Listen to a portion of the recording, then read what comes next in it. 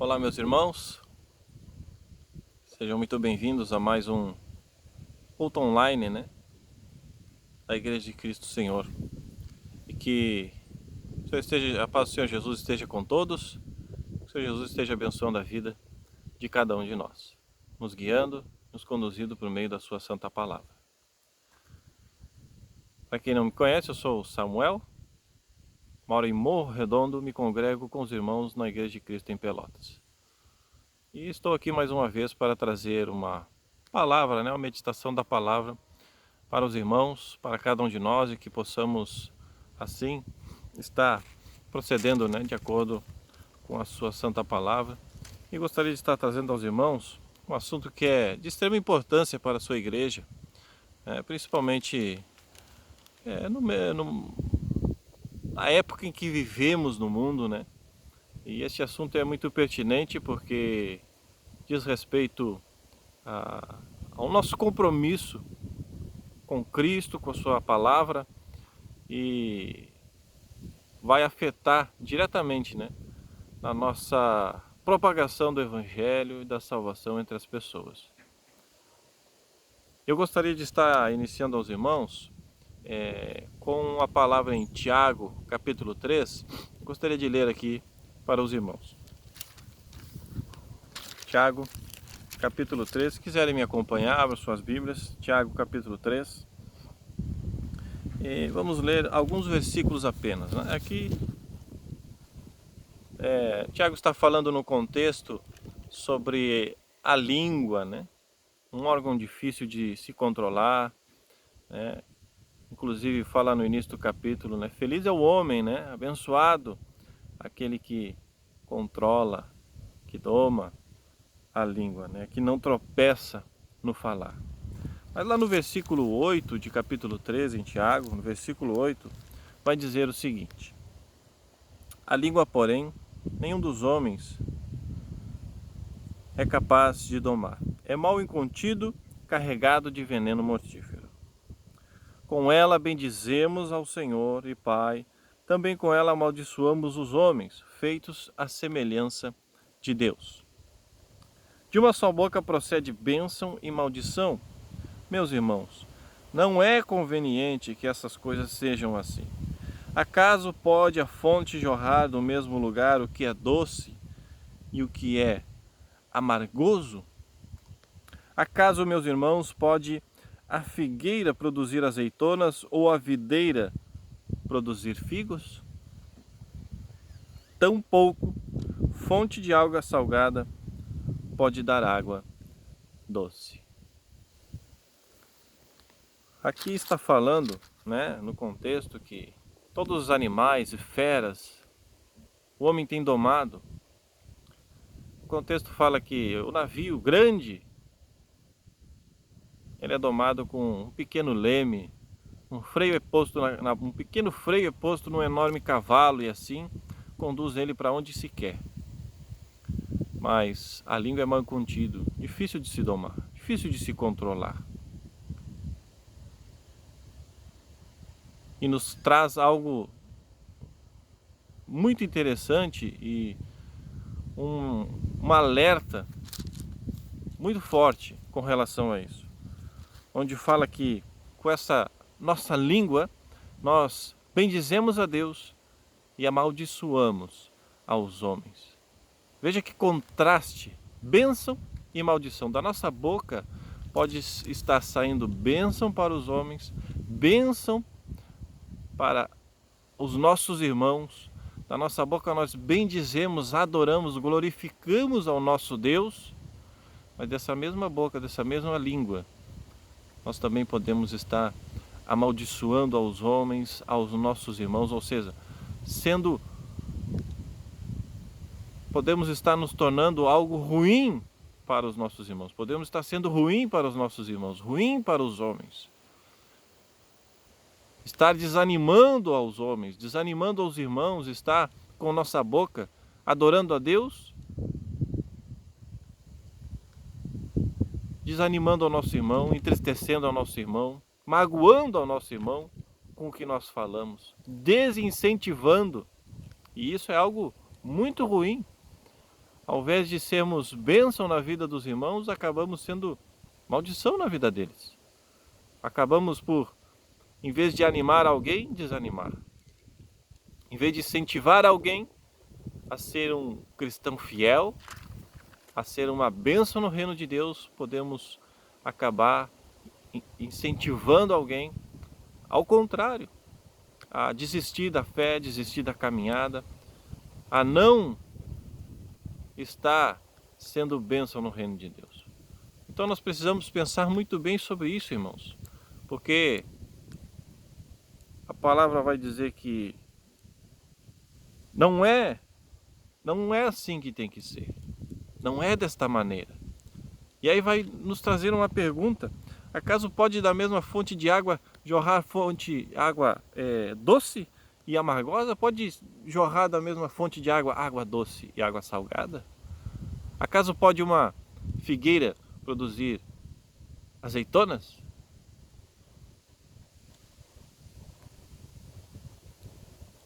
Ou uma videira figos? Ora, num pé de banana não vai nascer maçã, vai nascer banana. Da mesma forma nós, irmãos, nós como servos de Deus, como igreja do Senhor, não tem como. É incoerente se de nossa boca jorrar maldição. Porque de nossa boca só deve jorrar bênção. Bênção. Porque assim estaremos de fato glorificando a Deus. Não é quando eu digo com minha boca glória a Deus que Deus está sendo glorificado. Sim, Ele está sendo. Quando eu digo glória a Deus, Deus está sendo glorificado. Mas o que vai glorificar a Deus de verdade e ao nosso Senhor Jesus Cristo é a maneira com que eu vivo, é baseado em minhas atitudes. Deus será honrado e glorificado de fato e de verdade, conforme a vida que eu vivo, conforme aquilo que sai da minha boca. Se estou sendo bênção ou maldição na vida do meu irmão, aí sim Deus estará sendo glorificado de fato. Está jorrando bênção de minha boca, água doce desta fonte, então Deus estará sendo glorificado de fato. Eu incentivo o meu irmão, eu apoio o meu irmão, eu abençoo o meu irmão com aquilo que eu falo, então Deus estará sendo glorificado. No capítulo 4 de Tiago, eu queria que os irmãos atentassem para o versículo 1, no capítulo 4 de Tiago, versículo 1. De onde procedem guerras e contendas que há entre vós, senão de onde, senão dos prazeres que militam da vossa carne? Olha, de onde é que procede contenda? As guerras. Da onde? Se não for das coisas relacionadas à nossa carne, os prazeres da carne, da carnalidade. Como está sendo o nosso relacionamento como irmãos, como igreja que somos? Se está ruim, o que está predominando entre nós são as coisas carnais. Nós devemos pensar sobre isso. No versículo 7, capítulo 4, vai dizer: sujeitai-vos a Deus,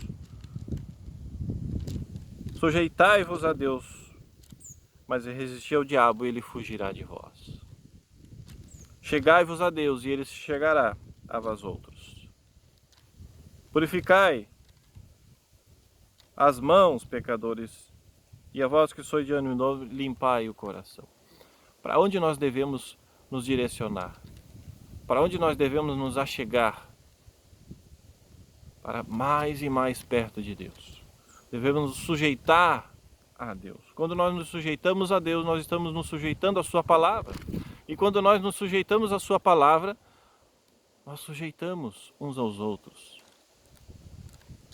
Como diz em Colossenses capítulo 3, versículo 13. Sujeitai-vos uns aos outros.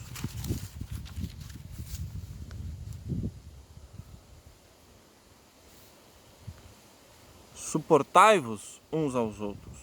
Perdoai-vos mutuamente caso alguém tenha motivo de queixa contra outra. Assim como o Senhor vos perdoou, assim também perdoai vós. Suportai-vos uns aos outros. Perdoai-vos mutuamente. Agora, como é que nós vamos suportar uns aos outros, perdoar uns aos outros, se nós estivermos sendo guiados pelas coisas da carne? Se não estivermos sujeitos a Deus e a sua palavra? Para nós vivemos vida que honre e glorifique a Deus, nós devemos estar vivendo em família, em harmonia, em amor, em perdão, suportando uns aos outros. Mas para isso nós devemos estar sujeitos a Deus e sujeitos à sua palavra. Quando nos sujeitamos a Deus e à sua palavra, resistimos ao diabo e o diabo foge do meio de nós.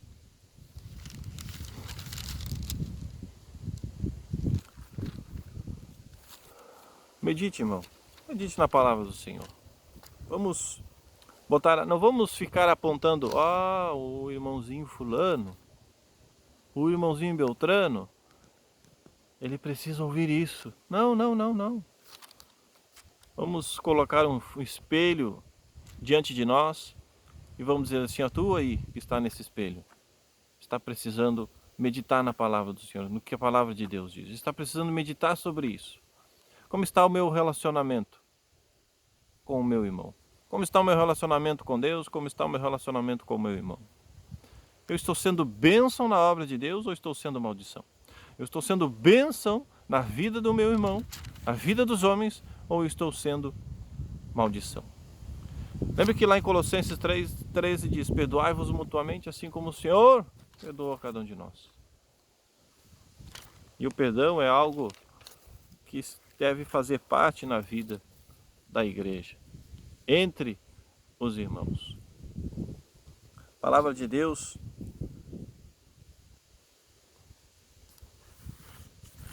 em Mateus capítulo 6, gostaria que os irmãos lessem lá comigo, Mateus capítulo 6, versículo 14.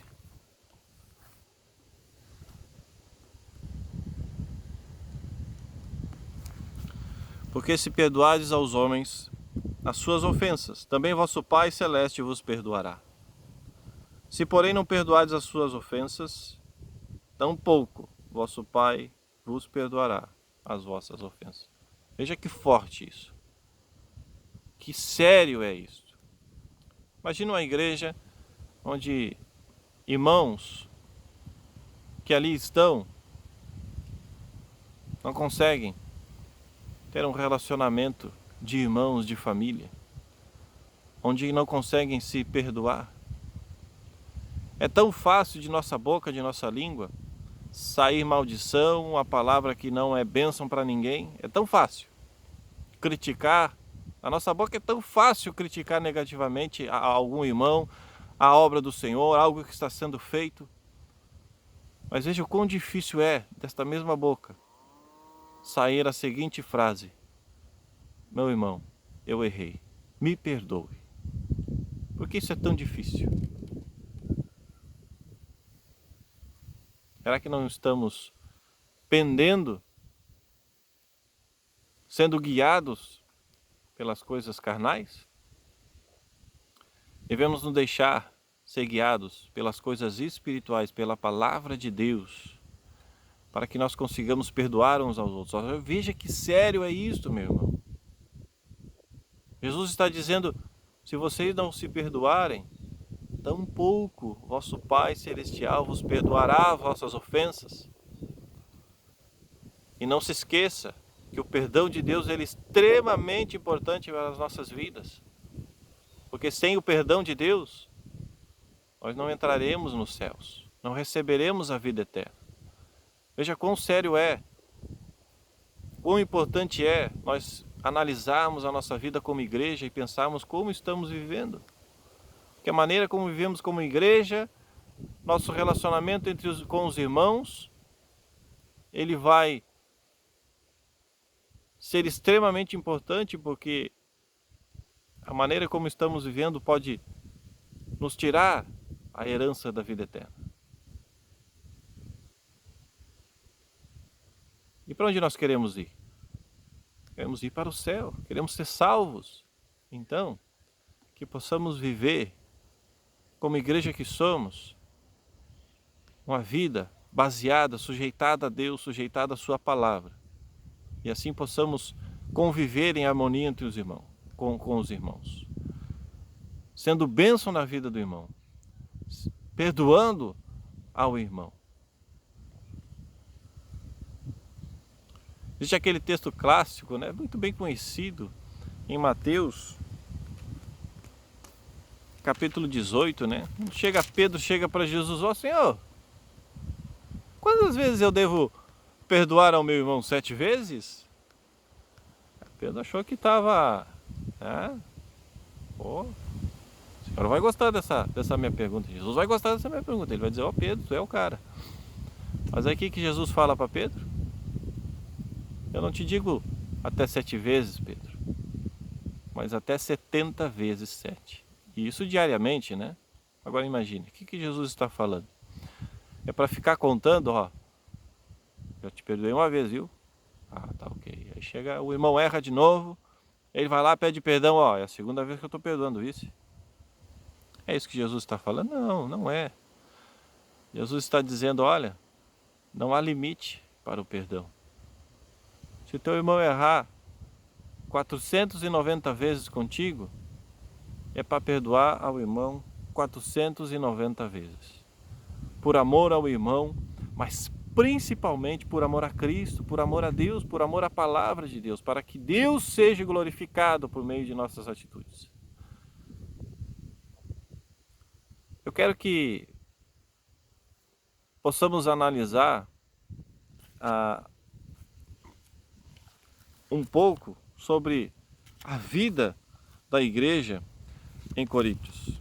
Os irmãos possam abrir as suas Bíblias lá em 1 Coríntios, capítulo 1, e leiam comigo 1 Coríntios, capítulo 1, versículo 11. Vamos ler do 11 até o versículo 13, ok? Diz o seguinte: pois a vosso respeito, meus irmãos, Paulo está escrevendo aos irmãos, pois a vosso respeito, meus irmãos, fui informado pelos da casa de Cloe de que há contendas entre vós. Olha que coisa triste. Imagine chegar a notícia para o apóstolo Paulo, ó, tem notícias da igreja, irmão, da igreja em Corinto, irmão, bah, que legal, vamos ver como é que estão os irmãos. E aí o irmão recebe a notícia de que há contenda. Alguém que vivia, respirava o Evangelho, vivia Cristo diariamente, recebe a notícia de que seus filhos na fé, aqueles da qual foram evangelizados por ele, estão vivendo em contendas. Imagina a tristeza deste grande servo apóstolo Paulo. Imagine a tristeza maior daquele que morreu na cruz por estes. Versículo 12. Refiro-me ao fato de cada um de vós dizer, eu sou de Paulo, eu sou de Apolo, eu sou de Cefas, mas eu sou de Cristo. Versículo 13. Acaso Cristo está dividido? Foi Paulo crucificado em favor de vós, ou fostes porventura batizados em nome de Paulo? Vocês? Quem é que morreu por vocês? Paulo está relembrando eles. Vem cá, quem é que morreu por vocês? Quem é que importa na vida de vocês? Cristo morreu na cruz por nós. Cristo deve ter a importância, deve ser o centro de nossas atenções. Se Cristo tem que ser o centro de nossas atenções, a sua palavra, a sua vontade deve ser o centro de nossas vidas, de nossas atenções. E os irmãos não estavam olhando para a palavra, para a vontade de Cristo. Estavam olhando para a carne, para as coisas carnais, para o seu umbigo, cada um para o seu umbigo, para o seu eu, para o seu ego. Não estavam olhando com um olhar de amor para os irmãos, com preocupação de fazer a vontade de Deus e a vontade de Cristo. E eles estavam vivendo em contendas. A igreja estava dividida. Olha que sério isso. E aí Paulo pergunta, vem cá, Cristo por acaso está dividido? Hã? Está Cristo jogado um pedaço de Cristo em cada canto para satisfazer a vontade de cada um? Não, jamais. Cristo não está dividido. Agora, se Cristo não está dividido, por que a igreja está dividida? Lembra que meditamos lá em Tiago? Onde é que surgem as contendas, as divisões, se não as coisas carnais que se evidenciam em nossas vidas? Devemos nos sujeitar a Deus, sujeitar a sua palavra, para que não haja contenda e divisão entre nós.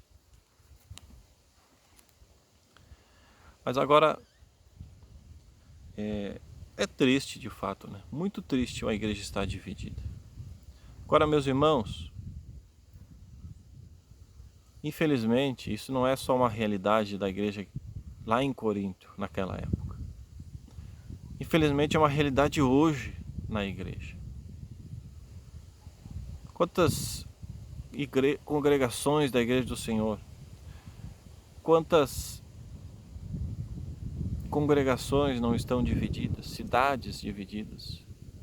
Às vezes uma cidade tem várias congregações da igreja do Senhor, e isso é bom, é maravilhoso. Melhor para que mais e mais a palavra e o evangelho seja propagado naquela cidade, mas muitas vezes essas várias congregações na mesma cidade, elas estão divididas. Não há uma unificação do trabalho e da evangelização. Não há uma união entre essas congregações, entre os irmãos. É cada um no seu lado, cada um no seu canto, né? Não, nós fazemos aqui o nosso trabalho de evangelização, eles ali no outro bairro fazem o trabalho deles de evangelização, cada um na sua. Mas vão todos para o céu. Aqui não se mistura, mas querem se misturar lá no céu. Veja quão sério é isto. Quão sério é isto. E isso é triste, irmãos. Muito triste. Às vezes uma congregação ali está dividida. Irmãos que não se falam, que não se dão bem, que não conseguem conviver em amor, em harmonia. Mas aí cada um diz, olha, eu quero ir para o céu, vou receber o céu como herança, a vida eterna. Mas se eu não consigo conviver com meu irmão aqui, por um curto período de tempo, como que eu irei conseguir conviver com meu irmão por toda a eternidade? Pense nisso. O que causa divisão? A carne. A carne. Não são coisas espirituais, são coisas carnais. O orgulho humano, o meu eu, é o que eu quero. É isso que divide a igreja.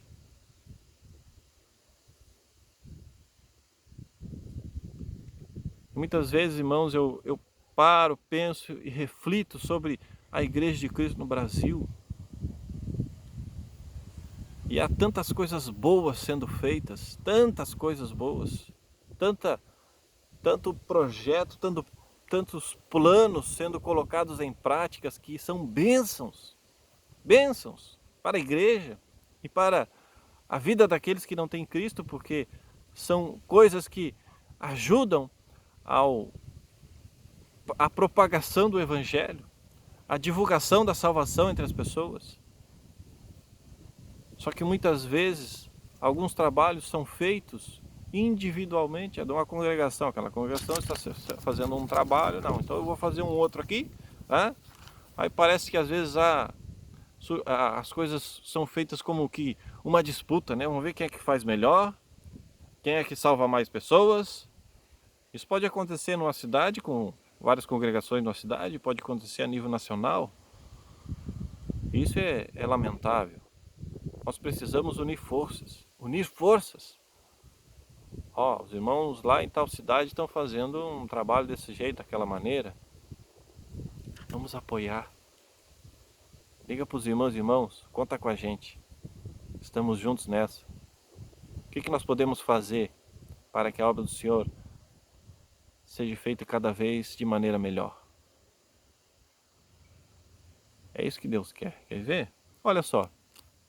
1 Coríntios capítulo 1, versículo 10. Rogo-vos, pois, meu irmão, rogo-vos, irmãos, pelo nome de nosso Senhor Jesus Cristo, que faleis todos a mesma coisa. E que não haja entre vós divisões. Antes sejais inteiramente unidos na mesma disposição mental e no mesmo parecer. Devemos ser inteiramente unidos na mesma disposição mental, no mesmo parecer.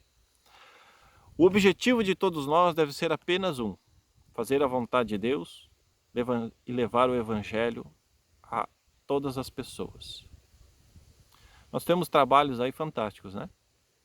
Colheita Brasil, o Seminário Ebenezer, tantos outros trabalhos, né? Eu não vou conseguir lembrar de todos aqui. Eu vou lembrar dos mais falados hoje, né? Existe o programa Comunhão aí toda quinta-feira, divulgado pelos irmãos, né? Via ao vivo pelo Facebook, e tantas outras coisas são feitas, né? Para a edificação da igreja e com o propósito também de estar salvando almas, salvando vidas. Há trabalhos aí que são feitos para auxiliar pessoas que são alcoólatras, drogadas. Há trabalhos para crianças, para adolescentes. Há trabalhos aí para auxiliar e ajudar a órfãos, né? Enfim, tantos trabalhos, né? Feitos pela Igreja do Senhor a nível nacional. Agora, o que eu tenho feito para ajudar esses trabalhos? Eu tenho pensado em o que eu posso fazer parecido, né? Para ver se a gente aqui também consegue fazer algo. Ou temos pensado assim, o que eu posso fazer para ajudar isso que já está sendo feito? Para unir forças, nós precisamos unir forças. Estar juntos em todas as coisas que são feitas. Há tantas religiões, denominações que infelizmente não pregam a verdade, mas que do extremo sul do país, lá na pontinha do norte do país, tem todos o mesmo objetivo, o mesmo propósito, falam todos a mesma coisa, pregam todos a mesma coisa, ninguém fala nada diferente, prega nada diferente. Se alguém aqui da pontinha do sul ou lá na pontinha do norte se encontrarem, é como se se conhecessem há anos e incentivam um ao outro, ajudam um ao outro. Mas nós que conhecemos a verdade, graças a Cristo, nós conhecemos e propagamos aquilo que é verdadeiro. Muitas vezes agimos de forma que não condiz com essa verdade. Ao invés de criticar algo que está sendo feito, pense: o que eu posso fazer para ajudar? O que eu posso fazer para melhorar este trabalho? Vamos pensar assim, por exemplo, a nível de Colheita Brasil. Nós aqui em Pelotas estamos fazendo um trabalho, iniciando um trabalho há pouco tempo, né, com a web rádio Escola da Bíblia, agora estamos tentando agregar aí junto a esse trabalho uma TV online. Então hoje estamos trabalhando já com outro foco, rádio, TV, rádio Escola da Bíblia. E tem sido maravilhoso, nós temos recebido o apoio e incentivo de vários irmãos. Mas poderia ser melhor ainda. É que nem o Colheita Brasil, há o apoio e incentivo de vários irmãos, mas poderia ter um apoio e incentivo maior ainda. Imagina esses trabalhos sendo feitos a nível nacional, em unificação com todas as congregações. De verdade, de fato.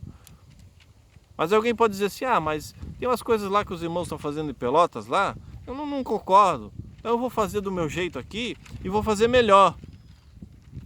Irmãos, como assim? Mas alguém pode chegar e dizer assim: olha, o Colheita Brasil, legal, beleza, muito bom, né? Mas eu não concordo com isso, com aquilo, não vou ajudar, não vou apoiar. Eu acho que eu vou até lançar um outro programa aqui para ser feito da maneira que eu acho que deve ser feito. Isso não é assim que deve ser, irmãos. Agora imagine, eu acho que o Colheita Brasil poderia ser dessa maneira. Tá bom como está, mas podia ser melhor. Pega o telefone, liga para o irmão responsável, para os irmãos que organizam isso, diz: irmãos, eu estou gostando, está maravilhoso, continue assim, que continue cada vez melhor. E eu gostaria de contribuir da maneira que fosse possível. Inclusive eu estava pensando, se nós tentássemos agregar juntos tal e tal coisa a este projeto. Aí os irmãos iam pensar: pô, realmente muito bom, vamos unir forças, vamos fazer isso então. Aí será só bênção, só bênção. Imagine nós aqui, estamos tentando aprimorar cada vez mais este trabalho da Web Rádio Escola da Bíblia, TV Online Escola da Bíblia. Agora imagine se tem alguém que tem uma ideia, algo que possa nos ajudar a aprimorar. Não, eu acho que eu vou fazer, eu pessoalmente vou fazer do meu jeito, vou fazer melhor que eles. Não, fala conosco, fala com os irmãos que têm estado junto conosco, nos apoiando, participando junto. Diga: olha, quem sabe nós podemos fazer tal coisa desse jeito, aquele jeito, aquela outra maneira, para que mais e mais a palavra de Deus seja divulgada, mais e mais pessoas sejam alcançadas pela salvação em Cristo. Esse vídeo já está um pouco longo, eu não queria que fosse tão longo assim, mas eu acabei entrando em vários pontos. E eu espero que os irmãos estejam conseguindo entender aonde eu quero chegar. Mas se ainda não deu bem ainda para entender aonde eu quero chegar, eu quero falar, não vou me estender muito mais aqui, mas eu quero falar sobre algo que sempre é lembrado com muito carinho, com muito amor, que é aquela oração de Jesus Cristo em João capítulo 17.